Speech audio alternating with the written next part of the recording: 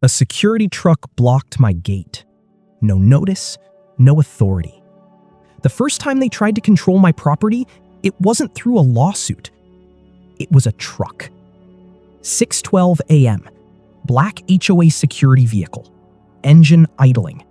Blocking my private gate. No warning email, no notice, no court order. Just a woman standing in the rain with a clipboard, like she owned the road. She looked at me and said, "This corridor is now under community enforcement." She wasn't talking about the HOA driveway. She was talking about my land. And that was the moment I realized this wasn't a misunderstanding. It was a takeover attempt. I own properties, multiple states, multiple HOAs. I've dealt with boards before. Passive-aggressive letters, stupid fines, standard stuff. But this was different. I had just bought this house to finally settle down. 1 month after closing, construction starts. Permits approved. Legal. Daytime work only. Full compliance with CCRs. No violations, no issues, no conflict. At least, not yet. Then, the HOA changed leadership. Her name was Renata Fain, newly elected board president, former private security supervisor, military posture, clean uniform, controlled voice. The kind of person who doesn't argue. She decides. And in her own words, during her first HOA meeting, "We are restoring authority in this community. The war starts now." Nobody questioned what she meant. They should have. The first war action wasn't directed at me. It was directed at everything around me. Within 72 hours, security trucks patrolling twice daily, residents receiving compliance reminders, parking rules rewritten without vote, my property added to a corridor observation zone, a term that did not exist in any CCR document. I checked. There was no such classification, but they were enforcing it anyway. The first notice appeared on my fence. Zip-tied, yellow paper, no county letterhead, just HOA branding. It cited visual disruption of community alignment, unapproved structural staging activity, aesthetic interference with corridor harmony. My construction trailer was offensive. My lumber stack was non-compliant. My driveway gravel was visually aggressive. None of it existed in the CCRs, but they were issuing fines anyway. I called my attorney. I didn't escalate emotionally. I didn't argue. I just asked one question.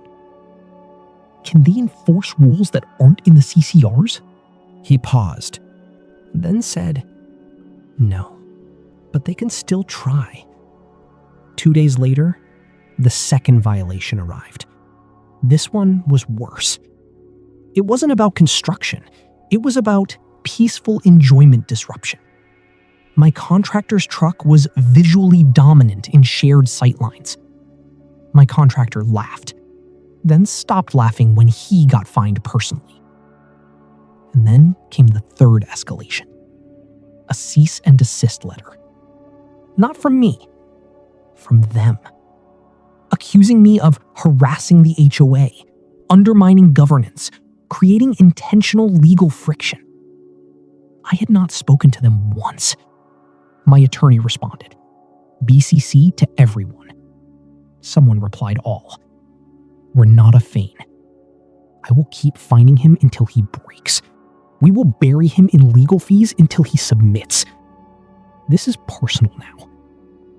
The next morning, we responded with structure. CCR compliance analysis, jurisdiction limitations, boundary documentation, invalidity summary. Please confirm whether the HOA is authorizing enforcement outside its jurisdiction. Renata replied all again. Jurisdiction is irrelevant when protecting community interest. By that evening, the system was fracturing. And then came the first physical incident, the gate blockade. Renata, standing in the rain, clipboard in hand. This corridor is now under community enforcement. Under what authority? She tapped the clipboard. Didn't answer. Just smiled. This wasn't enforcement. It was belief. And belief is harder to stop than law. The first violation notice didn't feel like a warning. It felt like a test. A yellow sheet of paper zip-tied to my fence post at 7:03 a.m. No county letterhead, no legal reference code, just the HOA logo at the top, and a single accusation, printed in bold. Unauthorized visual disruption of community corridor standards. Below it, a photo. My construction trailer, taken from across the road, zoomed in, framed like evidence in a criminal case. I remember standing there for a moment, reading it twice. Not because I was confused, but because I was trying to understand the logic. There wasn't any. This wasn't enforcement. It was classification. They were trying to redefine reality through paperwork. By the end of that same week, I received 4 more notices, each one escalating in absurdity. The second notice cited excessive structural presence within shared sightline corridor.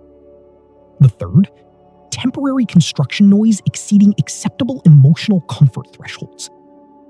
That phrase didn't exist anywhere. I checked. Twice. Not in the CCRs, not in county code. It was invented. The fourth notice was the turning point. It wasn't a violation anymore. It was labeled Community Interference Escalation Warning, and it included a new clause. If I did not comply voluntarily, the HOA reserved the right to increase enforcement frequency. That was the moment I understood the strategy. They weren't trying to win a legal case. They were trying to overwhelm me with administrative noise. So I did what I always do. I documented everything. Every notice, every timestamp, every photo, every inconsistency. Then I sent it to my attorney. No emotion, no commentary, just data. His response came back in under 2 hours. Short, direct, uncomfortable. They are acting outside enforceable CCR parameters. Then he added, this is not standard HOA behavior. This is targeted escalation. That word mattered. Targeted. The next morning, something changed. A cease and desist letter arrived. But not from them. From us. My attorney drafted it overnight. It was not aggressive. It was surgical. It cited CCR jurisdiction limits, property boundary enforcement restrictions, invalid notice classification, unauthorized enforcement outside recorded plat boundaries. And it ended with, all further enforcement actions outside legal jurisdiction must cease immediately. We expected a pause. We got the opposite. Within 24 hours, Renata Fain escalated again, this time through email. And she made a critical mistake. She replied all. The email was emotional, and that made it dangerous. I will continue issuing violations until compliance is achieved. Legal jurisdiction is irrelevant when community stability is at risk. This property is being actively monitored. That last line changed everything. Because now it wasn't enforcement. It was surveillance framing. My attorney called me that night. Not once. 6 times. At 10:38 p.m., he said, you need to read this entire email chain right now. I did. Silence afterward. Then he said, she just created liability for the entire board. The next development was internal. Not visible yet, but already destabilizing. 3 board members replied privately. not defending her. Questioning her authority. Asking for legal basis. Asking why enforcement was happening outside CC&R scope. That was the fracture point. And then came the attorney entry. The HOA attorney. A man named Sprigg. He requested a private call. No board included. Just him and my attorney. The call lasted 17 minutes. No shouting, no drama, just legal reality. There is no enforceable basis for corridor enforcement outside plat boundaries. Then he added, I believe your client may not fully understand the internal board dynamics at play. My attorney responded, internal dynamics do not override property law. Then Sprigg said the sentence that changed everything. I advised the board to de-escalate immediately. After the call, my attorney leaned back and said, they are about to split internally. Because HOA conflicts don't start in court. They start in board fractures, attorney withdrawal, procedural panic, documentation exposure. Meanwhile, enforcement didn't stop. It became more erratic, more notices, faster intervals, less legal framing, more emotional language. When documentation stops sounding like law and starts sounding like belief. And then came the second physical escalation. A vehicle parked again at my gate. Same black HOA security truck. Same positioning. But this time, no notice. No clipboard. Just presence. As if repetition itself was supposed to create authority. And that was the moment my attorney said, they are no longer enforcing policy. They are performing authority.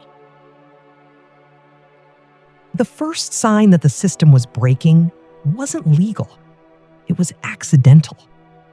A single email sent to the wrong people, and everything changed after that. It started with what should have been a routine internal exchange. HOA board discussion, management company CC'd, legal counsel included.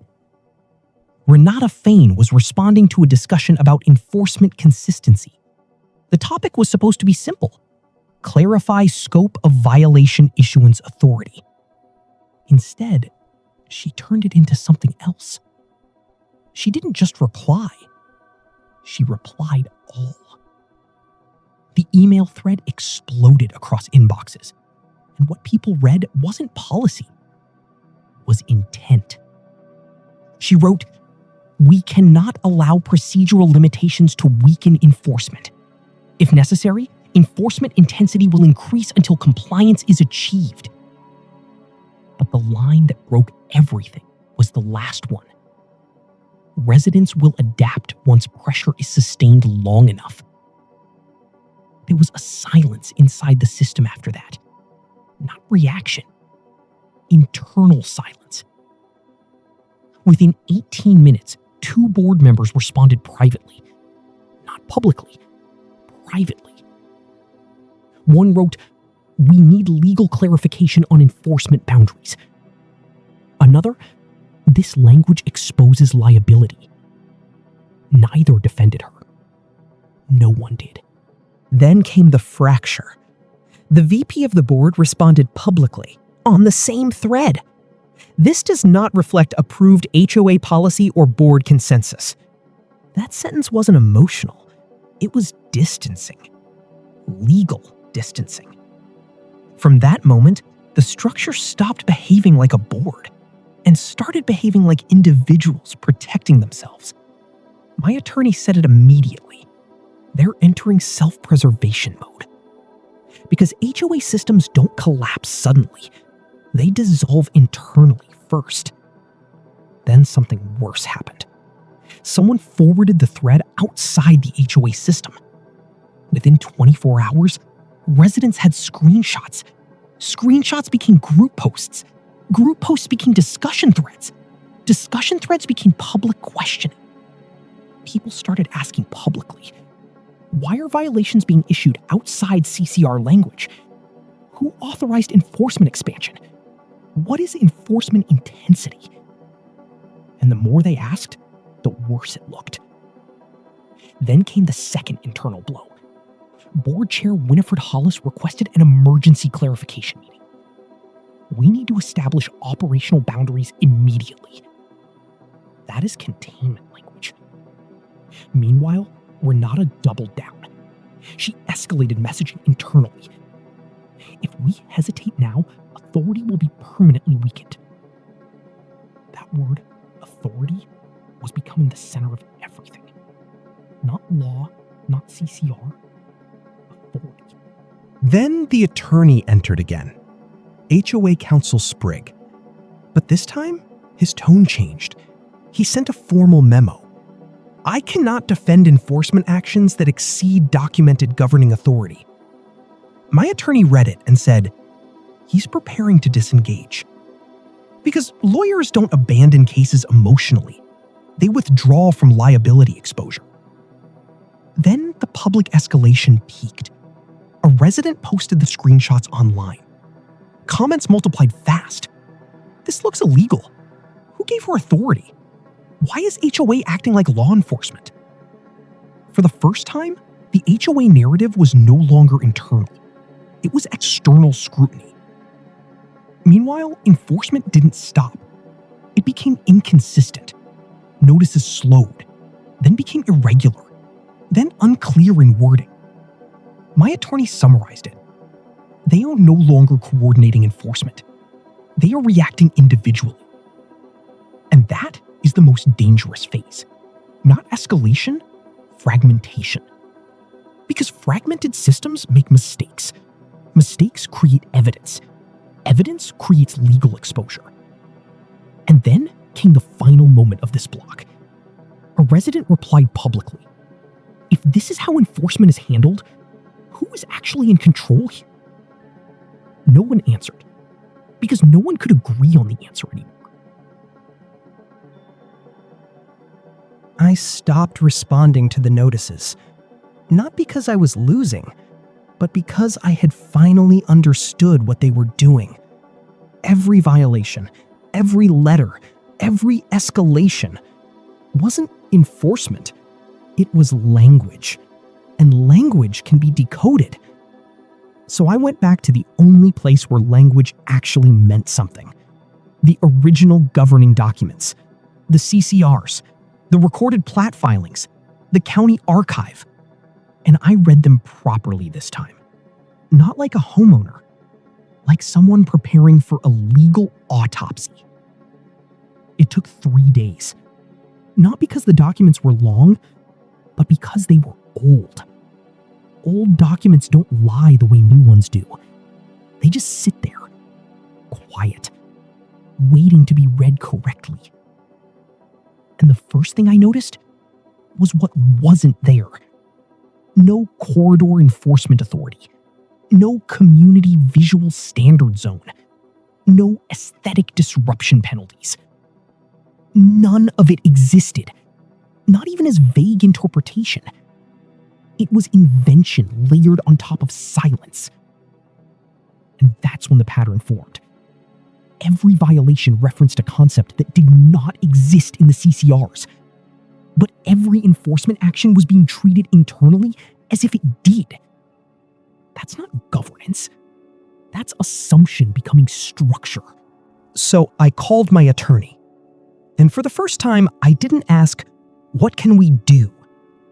I asked, what is the maximum legal authority they actually have? There was a pause. Then he said, less than what they think they have, and less than what they've been acting on. That was the opening. Because in law, authority doesn't expand just because someone behaves as if it does. It has to be recorded, defined, constrained. So we mapped it, line by line, clause by clause. And what emerged was brutally simple. The HOA had two powers: enforce CCR-defined rules within the recorded plat boundary, issue notices for documented violations of those rules. That was it. Everything else was performance, not law. So we checked the plat boundary map, the official county recorded one, stamped, filed, archived. And there it was, a hard line. Everything they were calling a corridor was outside their jurisdiction. Entirely. But there was something else. Something they had missed. A clause buried in section 14C, maintenance and access provision. It stated that any property owner maintaining a structure that intersected or supported access pathways within recorded easements retained full discretionary control over temporary access restrictions, provided notice was filed with the county. That meant something very specific. Access was not permanent. It was conditional. And conditional access can be paused, legally, if structured correctly. I didn't say anything after reading it. Neither did my attorney. Then he said, they've been treating access as permanent entitlement, and it isn't. That was the shift. Because now this wasn't defense. It was architecture. We weren't going to stop them. We were going to redefine the conditions under which anything could operate. So we filed maintenance intent, officially, county registered, time-stamped, public record. No emotion, no conflict, just procedural language. Temporary maintenance and inspection of access structure required. Access may be restricted during operational assessment window. And the moment that filing entered the county system, everything downstream became secondary to it. Because law always prioritizes recorded structure over informal expectation. We didn't block anything. We didn't challenge anything. We simply activated a clause that already existed. Quietly, correctly. And that's when the reaction started.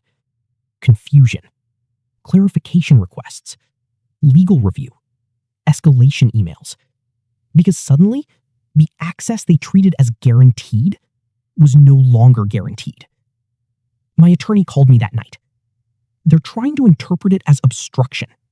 It isn't. It's maintenance. And that's the problem for them. Because obstruction requires intent. Maintenance requires documentation. And documentation is harder to attack. By morning, 3 things happened. HOA legal counsel requested clarification. The board requested emergency interpretation.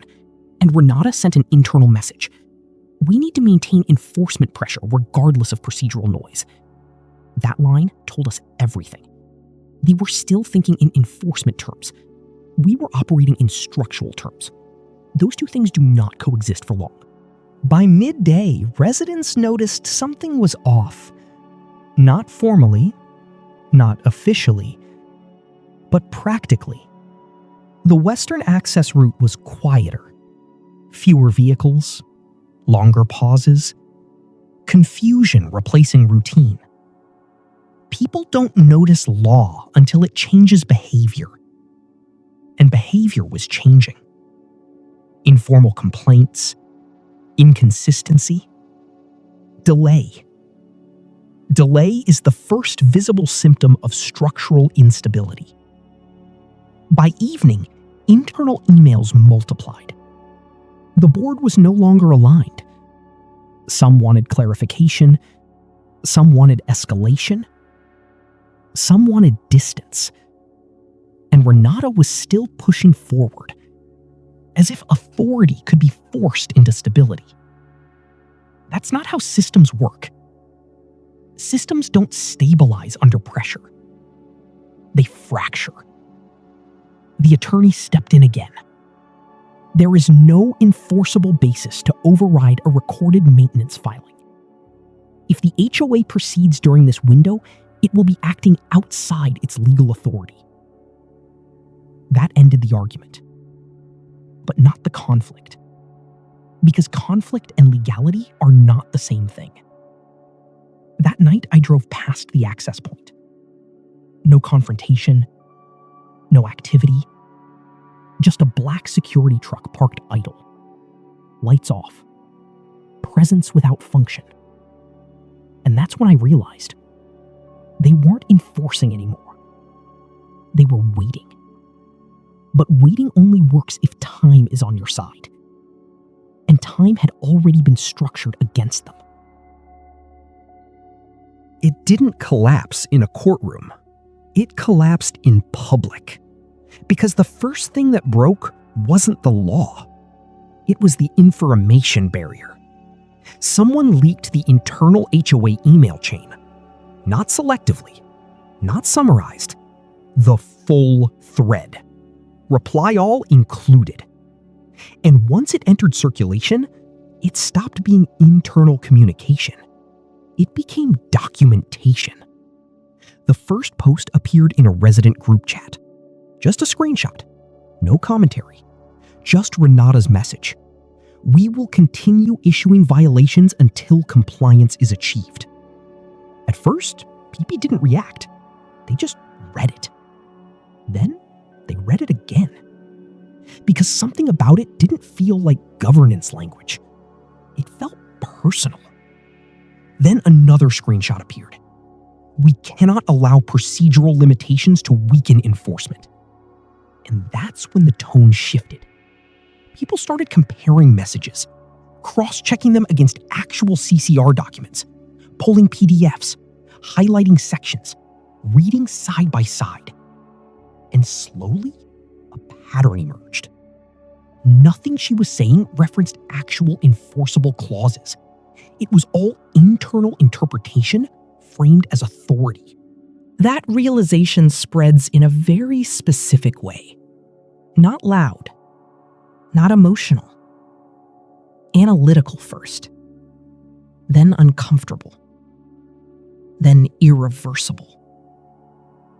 By the second hour, residents started replying publicly. This doesn't exist in the CCRs.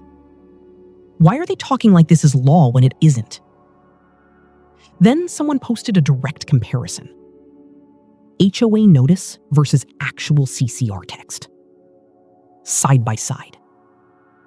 The difference was immediate. One was language of law. The other was language of assumption. And assumption collapses fast once it is visible.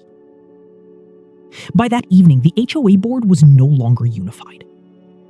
Internal emails shifted tone. We need clarification. We were not aware of this language being used. This does not reflect board consensus. That last line mattered. Because it revealed fragmentation. And fragmented systems cannot enforce anything consistently. Meanwhile, Renata doubled down internally. If we reduce enforcement now, we lose authority permanently. But by then, the word authority had already changed meaning. It no longer meant control. It meant exposure. Because anything that must constantly assert itself is already unstable. Then the attorney stepped in again. There is significant legal exposure if enforcement actions exceed CCR-defined authority. No interpretation, no ambiguity. Just risk framing. And risk is what boards understand fastest. Because risk becomes liability. And liability becomes personal consequence. That's when behavior changed. Not officially, operationally. Security trucks stopped moving. Not replaced. Not redirected. Just parked. No more patrol loops. No more gate presence. No more enforcement posture. Just vehicles sitting where authority used to be active. And when enforcement stops moving, people notice. Residents started testing boundaries. Not aggressively, just observing. No new violations, no new notices.